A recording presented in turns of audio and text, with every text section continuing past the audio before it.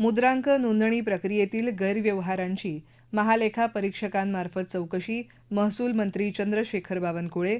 गौण खनिज माफिया आणि वाळू तस्करी रोखण्यासाठी राज्य सरकार विशेष कृती दलाची स्थापना करणार. कोकणातील नुकसानग्रस्त शेतकऱ्यांना एनडीआरएफच्या निकषांपेक्षा अधिक मदत मिळणार, मंत्री नितेश राणे. ही होती विधानसभेच्या आजच्या कामकाजाची वैशिष्ट्य.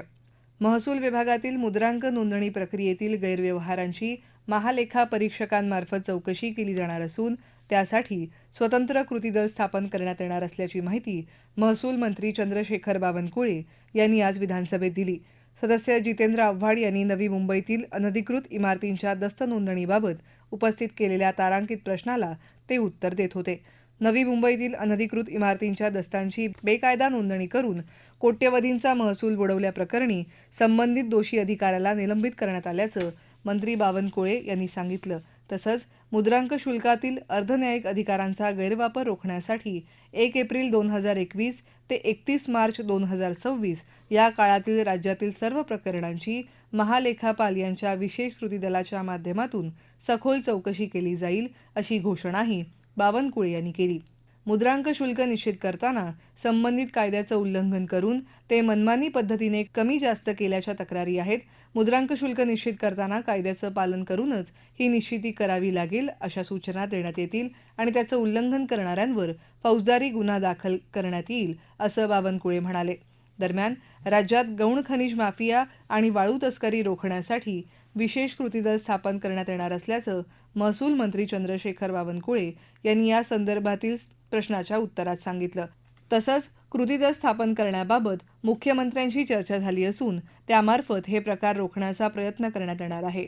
तसंच गडचिरोली जिल्ह्यात साखरफाटा इथं नायब तहसीलदारावर हल्ल्याप्रकरणी फौजदारी कारवाई करण्यासाठी परवानगी देण्यासाठी दिरंगाई करणाऱ्या संबंधित प्रांत अधिकाऱ्यावरही कारवाई करण्यात येईल, असंही मंत्री बावनकुळे यांनी सांगितलं.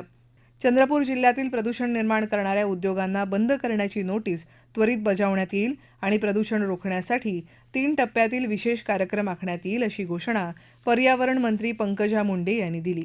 याबाबतची लक्षवेधी सूचना सुधीर मुनगंटीवार यांनी उपस्थित केली होती. चंद्रपूर जिल्ह्यातील बहुतांश उद्योगांचा पाहणी दौरा आपण केला असून प्रदूषणाचा गंभीर प्रकार पाहिला आहे.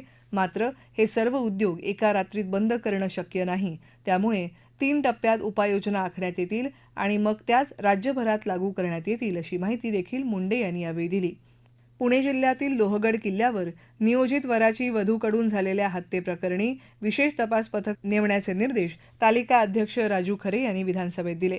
याबाबतचा मुद्दा सभागृहात सुनील शेळके यांनी उपस्थित करताना हे प्रकरण जलदगती न्यायालयात चालवण्याची मागणी केली होती. त्यावर सुधीर मुनगंटीवार यांनी या प्रकरणी विशेष तपास पथक नेमण्याची मागणी केल्यावर तालिका अध्यक्ष राजू खरे यांनी हे निर्देश दिले. त्यावर भास्कर जाधव यांनी तालिका अध्यक्षपदावरील व्यक्तीला असे निर्देश देण्याचा अधिकार आहेत का, असा प्रश्न उपस्थित करत निर्णय देण्याची मागणी केली. मुंबईतील लोकलमध्ये झालेल्या हत्येचे तीव्र पडसाद आज सभागृहात उमटले. लोकलमधील या घटनेनंतर नागरिकांमध्ये चिंतेचं वातावरण आहे. राज्य सरकारकडे कायदा आणि सुव्यवस्थेची जबाबदारी असून यासाठी तातडीने पावले उचलावीत, अशी मागणी नाना पटोले आणि भास्कर जाधव यांनी केली. या संदर्भात स्थगन प्रस्तावाची सूचना दिली.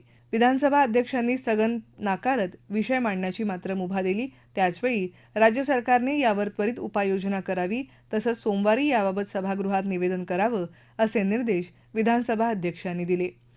कोकणातील आंबा आणि काजू पिकाचं तब्बल 90% नुकसान झालं असून ही परिस्थिती पाहता राज्य सरकार राष्ट्रीय आपत्ती प्रतिसाद दलाच्या अर्थात एनडीआरएफच्या निकषांच्या पलीकडे जाऊन बागायतदारांना विशेष बाब म्हणून वाढीव आर्थिक मदत देईल, असं आश्वासन मंत्री नितेश राणे यांनी सभागृहात दिलं.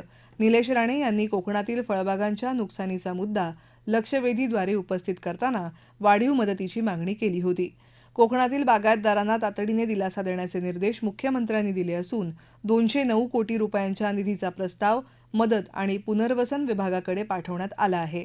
15 दिवसात हा निधी उपलब्ध करून दिला जाईल.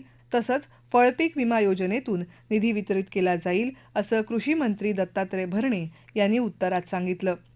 अमरावती शहरात नियमबाह्य पद्धतीने आदिवासी विद्यार्थ्यांना अभ्यासिका उपलब्ध करून दिल्याप्रकरणी संबंधित गृहपालासह दोघांना निलंबित करण्यात आलं आहे आणि या सर्व प्रकरणी आदिवासी विकास आयुक्तांकडून चौकशी करण्यात येईल अशी माहिती आदिवासी विकास मंत्री अशोक उईके यांनी दिली. याबाबतचा प्रश्न सुलभा खोडके यांनी उपस्थित केला होता.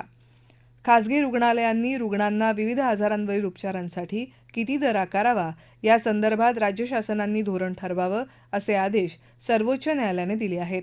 त्या अनुषंगाने राज्यातील खासगी रुग्णालयातील दरांबाबत धोरण ठरवण्यासाठी लवकरच मुख्यमंत्र्यांबरोबर बैठक घेतली जाईल अशी माहिती आरोग्यमंत्री प्रकाश आंबेडकर यांनी सदस्य बापूसाहेब पठारे यांनी मांडलेल्या लक्षवेधी सूचनेच्या उत्तरात दिली. तसंच खासगी रुग्णालयांना रुग्णालयाबाहेर उपचारांचे दरपत्रक लावणं बंधनकारक करण्यात आलं असून त्याची अंमलबजावणी होते की नाही याची तपासणी केली जाईल असंही आंबेडकर यांनी स्पष्ट केलं. ठाणे जिल्ह्यातील पाणी टंचाईच्या पार्श्वभूमीवर शासनाकडून दीर्घकालीन उपाययोजनांसाठी सर्व संबंधित विभागांची संयुक्त बैठक घेणार राज्यमंत्री मेघना साकोरे बोर्डीकर यांची माहिती. अवैध प्रवासी वाहतुकीवर कठोर कारवाई, मालवाहू वाहनांचे परवाने रद्द होणार मंत्री प्रताप सरनाईक यांची माहिती. मुंबई विद्यापीठाच्या वाणिज्य शाखेच्या अखेरच्या वर्षातील परीक्षेची प्रश्नपत्रिका फुटण्याचा प्रकार गंभीर असून त्याच्या सखोल तपासासाठी सीआयडी चौकशी करावी अशी सूचना मुंबई विद्यापीठ प्रशासनाला करणार उच्च आणि तंत्रशिक्षण मंत्री चंद्रकांत पाटील यांची माहिती.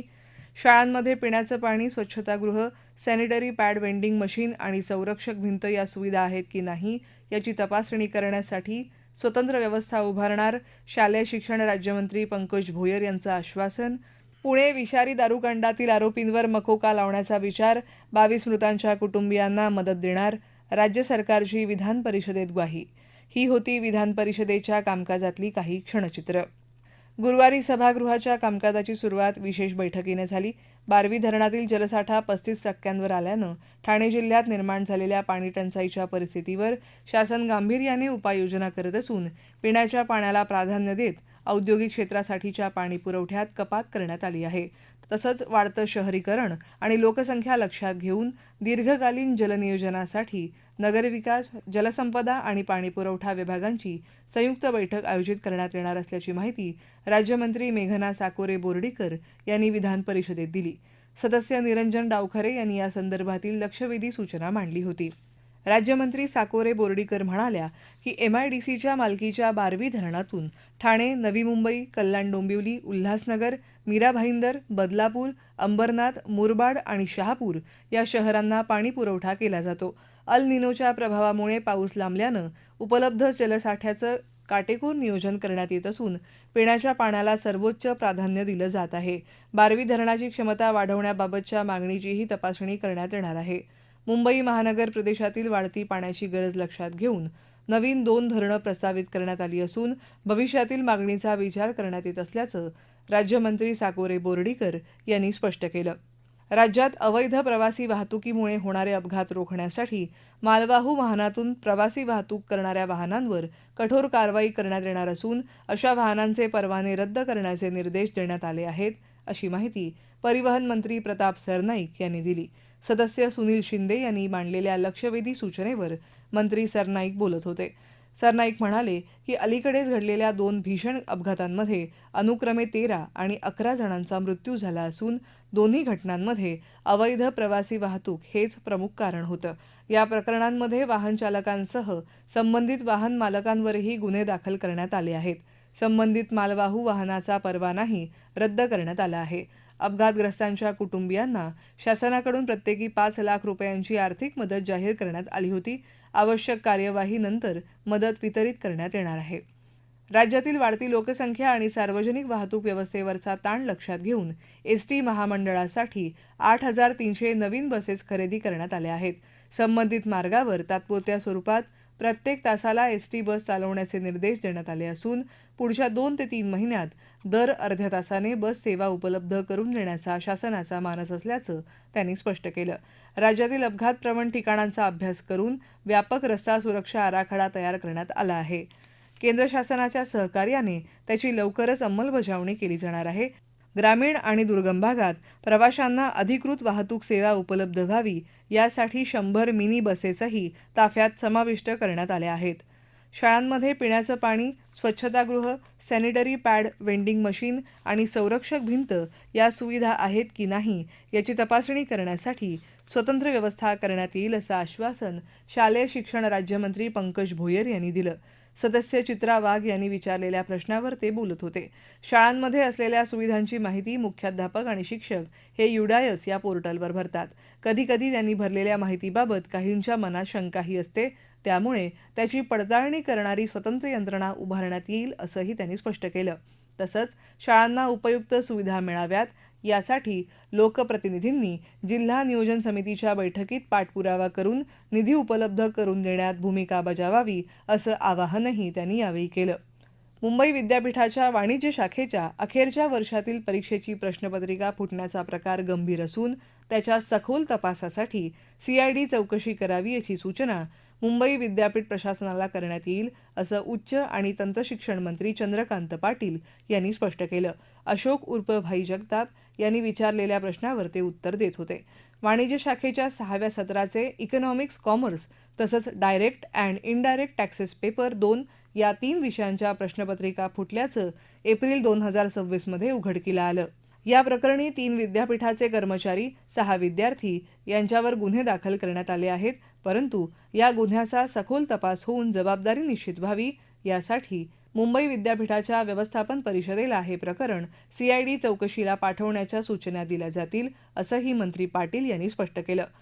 पुणे आणि पिंपरी चिंचवडमधील हडपसर, दापोडी आणि फुगेवाडी परिसरात मिथेनॉल मिश्रित विषारी दारू पिऊन 22 जणांचा मृत्यू झाल्याच्या प्रकरणातील आरोपींवर महाराष्ट्र संघटित गुन्हेगारी नियंत्रण कायदा अर्थात मकोका लावण्यात येईल.